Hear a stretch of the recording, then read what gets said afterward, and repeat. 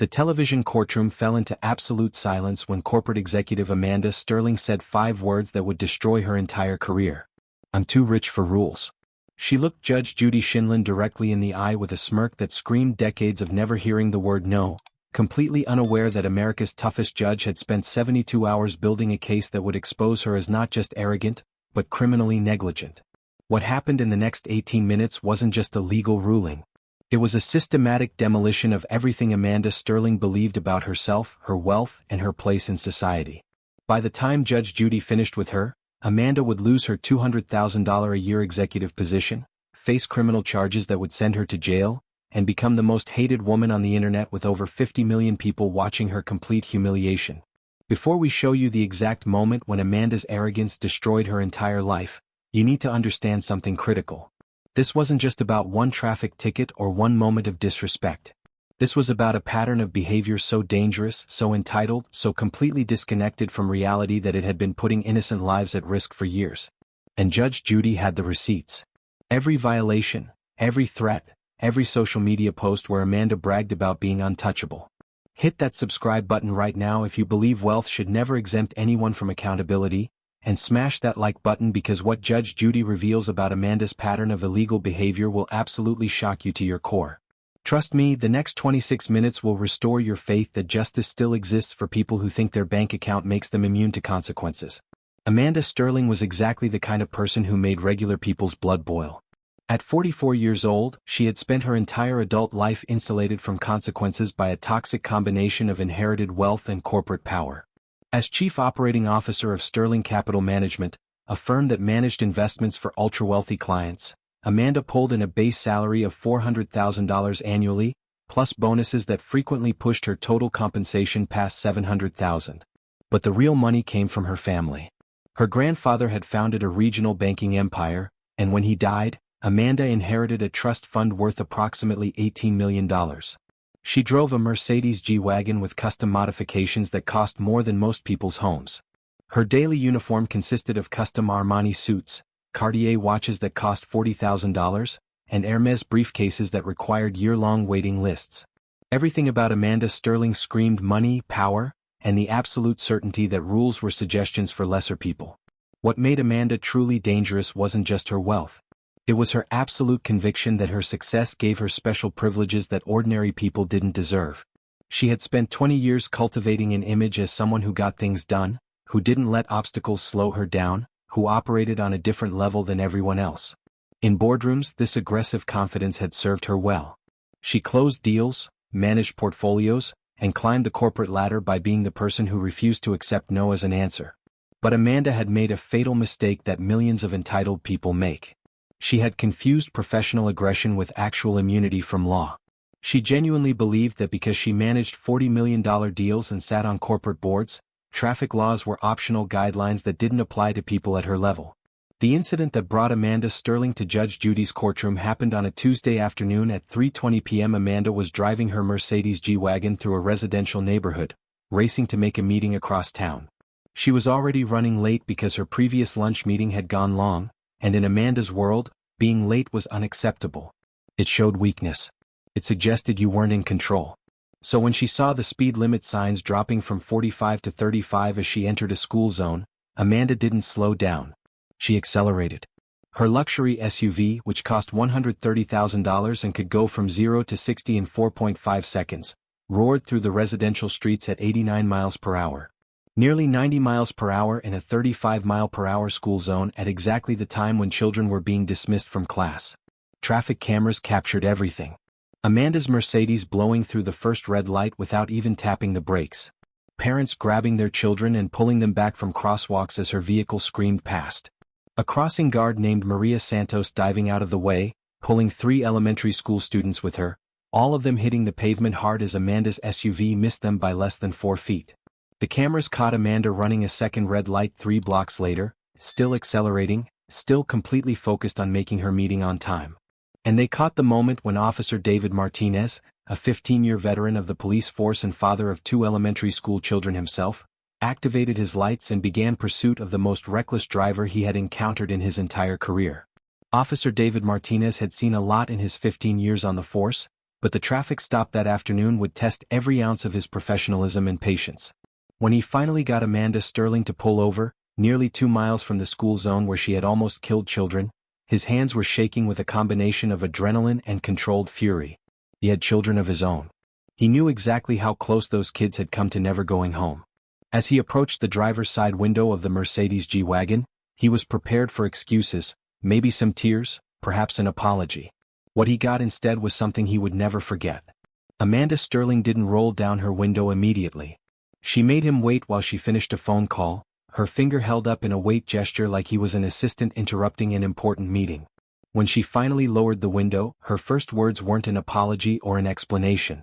They were 4 words that Officer Martinez had heard before from entitled drivers, but never delivered with such pure contempt. "Do you know who I am?" Officer Martinez maintained his professional composure as he explained why he had pulled her over. 89 miles per hour in a 35-mile-per-hour school zone. Running 2 red lights. Nearly striking a crossing guard and 3 children. Each violation was serious on its own, but combined they painted a picture of someone who had complete disregard for human life. Amanda's response was to laugh. Not a nervous laugh or an embarrassed laugh, but a dismissive laugh that suggested the very idea of her being held accountable was absurd. "Officer, I think you're confused about the situation here. I'm the Chief Operating Officer of Sterling Capital Management. I manage portfolios worth hundreds of millions of dollars. I was on my way to close a deal that affects the retirement accounts of thousands of people. Whatever you think happened, I'm sure we can handle this reasonably." Officer Martinez asked for her license and registration. Amanda sighed dramatically, making it clear that complying with this basic request was beneath her dignity. As she pulled out her wallet, she made a phone call. Not to a family member or a friend, but to her attorney. She put the call on speaker, apparently wanting Officer Martinez to hear her lawyer immediately threatening legal action if the officer didn't exercise discretion. The attorney, whose voice dripped with the same entitlement as his client, suggested that perhaps Officer Martinez didn't understand the consequences of inconveniencing someone of Miss Sterling's stature. The implication was crystal clear. Back off or face problems you can't imagine. But Officer Martinez didn't back off. He asked Amanda to step out of the vehicle because he smelled alcohol. Amanda's reaction was immediate and explosive. She refused, claiming harassment, demanding his badge number, threatening to call his supervisor. She recorded him on her phone, narrating for her video about how she was being targeted by an overzealous officer who was clearly trying to make an example of a successful woman. When Officer Martinez calmly explained that he was required to administer a breathalyzer test based on the smell of alcohol and her reckless driving, Amanda finally complied, but only after making him wait another 15 minutes while she argued with him, berated him, and made it absolutely clear that she considered him far beneath her station in life. The breathalyzer showed .06. Just below the legal limit of .08, but concerning given that it was 3:30 in the afternoon and she had been driving through a school zone at nearly 90 miles per hour. Officer Martinez issued citations for reckless driving, excessive speed in a school zone, and running 2 red lights. The total fines would be approximately $3,000, significant for most people but barely noticeable to someone of Amanda's wealth. As he handed her the citations, Amanda looked him directly in the eye and said something that would become crucial evidence in the case to come. "You just made the biggest mistake of your career. I'm going to have your badge and your pension. You have no idea who you're dealing with. I have lawyers who eat people like you for breakfast. By tomorrow you'll be directing traffic in a parking lot if you're lucky enough to still have a job." Officer Martinez documented everything in his report. The threats, the behavior, the smell of alcohol, the near miss with children. He included statements from witnesses, including the crossing guard Maria Santos, who described how she had to physically pull children out of the path of Amanda's vehicle. He attached the traffic camera footage that showed everything. And then he filed an official complaint with his department about Amanda's threats, because in his 15 years on the force, he had learned that people who threaten officers usually follow through, and he wanted everything documented in case Amanda Sterling tried to destroy his career the way she had promised. Amanda Sterling didn't just threaten. She launched an immediate campaign to make Officer Martinez's life miserable. Within 24 hours, she had filed a formal complaint with the police department claiming harassment and targeting based on her gender and success. Amanda's complaint to the police department was a masterpiece of manipulation and twisted facts. She claimed that Officer Martinez had profiled her because she was driving an expensive vehicle, that he had been aggressive and threatening during the stop, and that his demand for a breathalyzer test was harassment designed to humiliate a successful businesswoman. She submitted a carefully edited version of her phone video that conveniently cut out her threats and her refusal to comply, showing only the moments where Officer Martinez was firm with her. She had 3 character witnesses, all wealthy friends from her social circle, submit letters attesting to her excellent character and responsible behavior. She painted herself as a victim of an officer who resented successful people and wanted to flex his authority on someone who wouldn't be intimidated. But Amanda didn't stop with the police department complaint. She hired a private investigator to dig into Officer Martinez's background, looking for anything that could be used against him. She wanted dirt. Old complaints, financial problems, relationship issues, anything that could be weaponized to destroy his credibility. The investigator found nothing because Officer Martinez was exactly what he appeared to be, a dedicated officer with a spotless record and a reputation for fairness. But that didn't stop Amanda.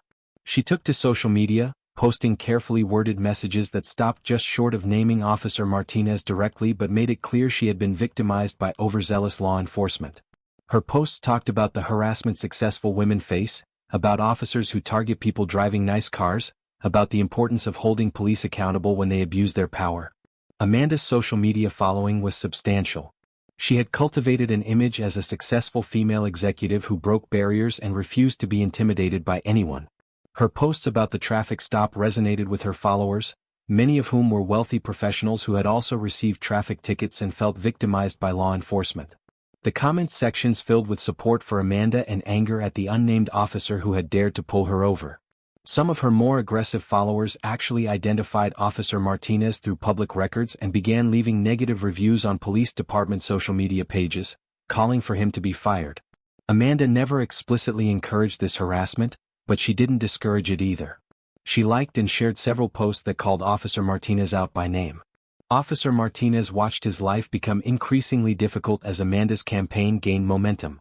His department superiors called him in for multiple meetings, asking him to explain the stop in detail, questioning whether he had followed proper procedures.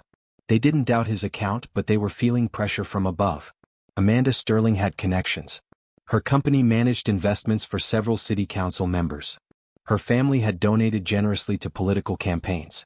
People with power were making phone calls, not explicitly asking for the citations to be dismissed, but strongly suggesting that perhaps the situation could be handled more diplomatically. Officer Martinez stood firm. He had done his job correctly. He had documented everything. And he wasn't going to let a wealthy executive bully him into backing down. That's when Officer Martinez made the decision that would ultimately bring Amanda Sterling to Judge Judy's courtroom. He filed a lawsuit against her for defamation and harassment. He sued for $75,000, representing the emotional distress of her campaign against him, the damage to his professional reputation, and the resources he had to spend defending himself against her baseless complaints. His attorney explained that this wasn't really about the money. It was about creating a public record of Amanda's behavior, about standing up to someone who thought wealth made them untouchable, about sending a message that threatening police officers had consequences. The lawsuit gained local media attention, and that's when Judge Judy's producers noticed the case. Judge Judy Shinlin had built her legendary television career on cases exactly like this. A wealthy entitled person trying to bully someone who couldn't fight back. A clear pattern of abuse of power. A defendant who thought their money made them immune to consequences. When her research team brought her the Amanda Sterling case, Judge Judy spent more time preparing than she had for any case in recent memory. This wasn't just about one traffic stop or one harassment campaign. This was about making an example that would resonate far beyond her courtroom. She assigned her entire research team to dig into every aspect of Amanda Sterling's life, her driving record, her professional history, her social media presence, everything. What they uncovered was even worse than Judge Judy had suspected. Amanda Sterling had 11 prior traffic violations over the past 3 years. Every single one had been paid immediately, the maximum fine amount, but Amanda had never appeared in court for any of them. She treated traffic violations like parking tickets, just another business expense to be handled by her assistant. The violations showed a clear pattern of escalating recklessness. Speeding tickets that went from 15 miles over the limit to 25 miles over to 40 miles over. Judge Judy's research team uncovered something even more damaging buried in sealed court records. 5 years earlier, Amanda Sterling had been arrested for driving under the influence with a blood alcohol content of 0.14, nearly double the legal limit. She had been driving her previous luxury vehicle at 70 miles per hour through a residential neighborhood at 2 in the morning when she sideswiped a parked car and kept driving. Police had caught up with her 3 blocks later, and she had failed every field sobriety test. The arrest should have resulted in a criminal conviction, a suspended license and mandatory alcohol treatment. Instead, Amanda hired a team of expensive attorneys who exploited every technicality in the system. They challenged the traffic stop, questioned the breathalyzer calibration, filed motion after motion until the prosecutor, overwhelmed and underfunded, agreed to a plea deal that reduced the charge to reckless driving. Amanda paid a $50,000 fine, attended an online traffic school and walked away with no criminal record.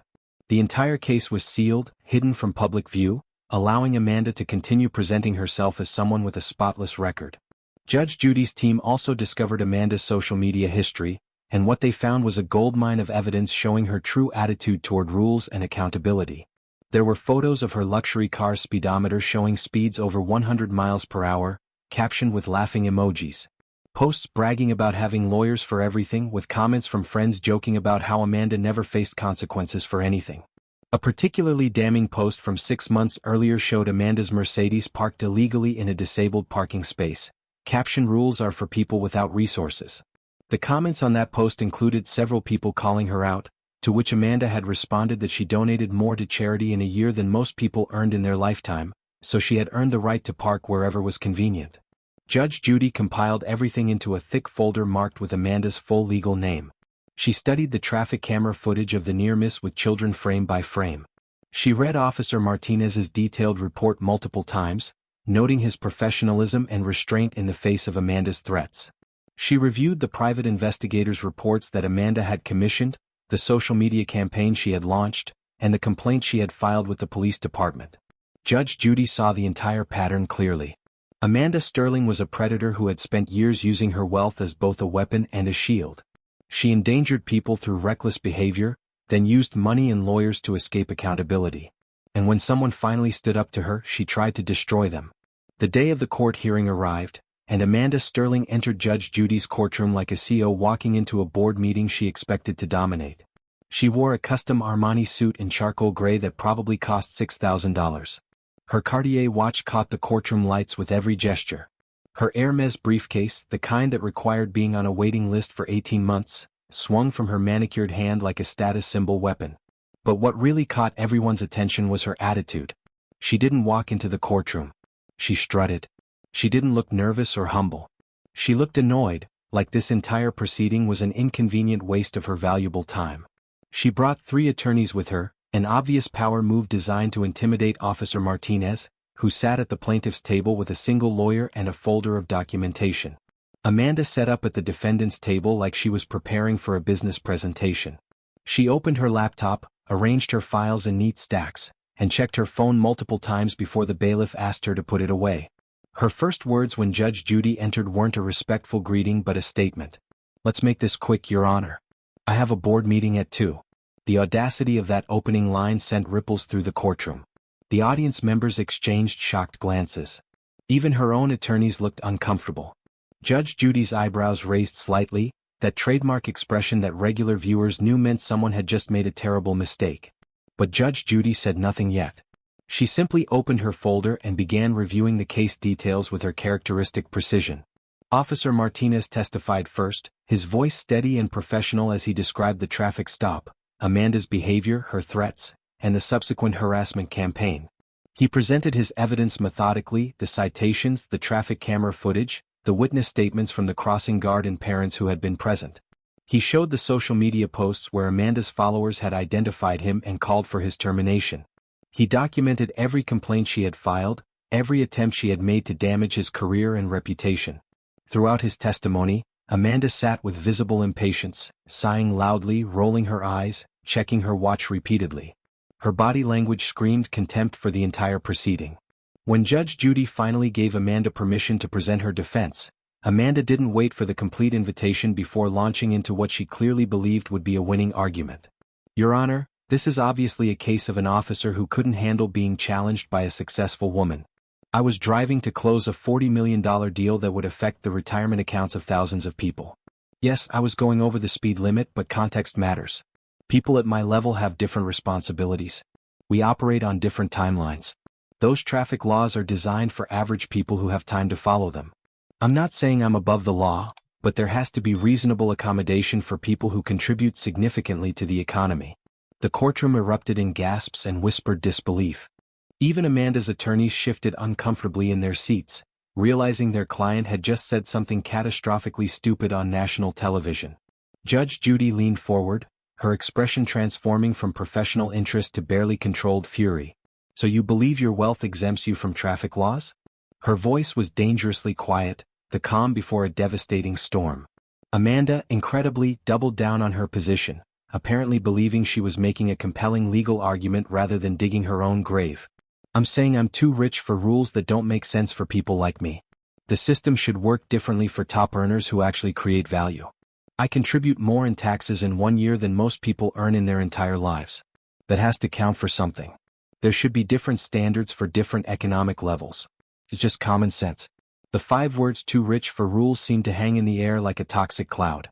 Judge Judy slowly stood up from her chair, something she rarely did during proceedings, and the symbolism of that gesture was not lost on anyone in the courtroom. Miss Sterling, in 40 years of practicing law, I have encountered some truly despicable people. But you represent something particularly dangerous to a civilized society. You genuinely believe that your bank account gives you the right to endanger children's lives. Judge Judy's voice was rising now, building towards something that everyone could feel would be devastating. Let me show you what your wealth actually bought you. Judge Judy opened her folder with theatrical precision and began presenting evidence like a prosecutor delivering a closing argument.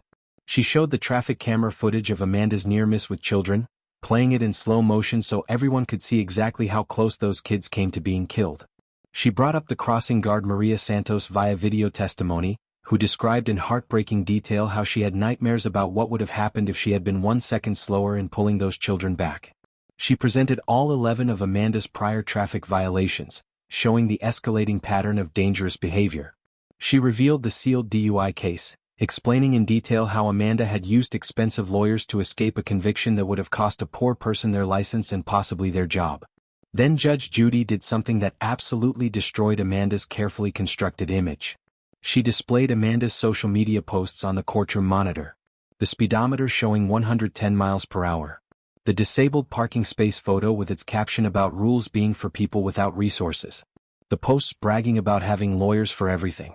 Each image hit Amanda like a physical blow, her face going from confident to pale to ashen as she watched her own arrogance displayed for millions of viewers. Judge Judy read Amanda's comments aloud, her voice dripping with contempt. Rules are for people without resources. Having lawyers for everything. Too rich to worry about parking tickets. These are your own words, Miss Sterling. This is who you are. Judge Judy delivered her ruling with the precision of a surgeon and the force of a sledgehammer. I find in favor of Officer Martinez on all counts.